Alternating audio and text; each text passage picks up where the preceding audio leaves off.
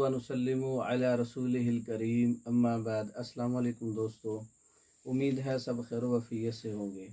आज हम बात करेंगे नाफ का टलना और ये क्या दुरुस्त है। ऐसा हो सकता है कि नाफ टलने से तकलीफ़ वाक़ होती हैं, तो नाफ टलना ये दुरुस्त है। क्यों टलती है और इसकी अलामात क्या हैं, ये मैं आपको बता देता हूँ।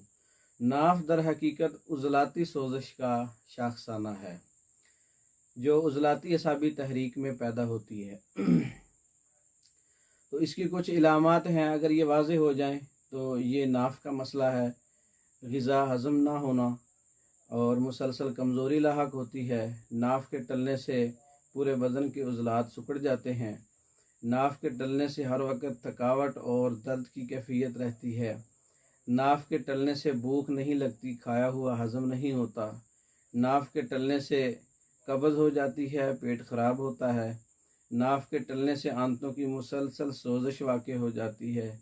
नाफ के टलने से ख़ुसूसन शरियान बतनी, जिसका ताल्लुक़ बराह रास्त कल्ब के साथ है, वो मुतासर होती है। ख़ुसूसन शरियान बतनी जो पेट पर हाथ रखने से शरियान की दिल की धड़कन के साथ उसकी भी फड़कन वाज़े महसूस होती है। ये एक ख़ास इलामत है नाफ के टलने की।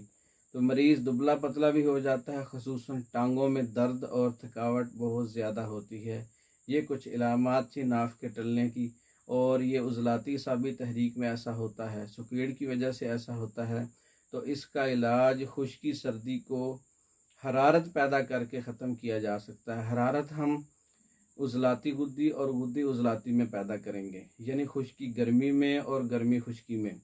तो इसके लिए हम जो इस्तेमाल करना चाहते हैं, फार्माकोपिया से त्रियाक तबखीर शिंगरफ वाला नुस्खा और शदीद 4 गुद्दी उज़लाती शदीद और गुद्दी उज़लाती जवारिश, ये नुस्खे मशहूर व मारूफ नुस्खे हैं, पहले भी बता चुका हूँ और ये फार्माकोपिया में मौजूद हैं। ये तीन नुस्खे ये अजवाइन की कावा के साथ इस्तेमाल करने हैं, दिन में 3 से 4 बार।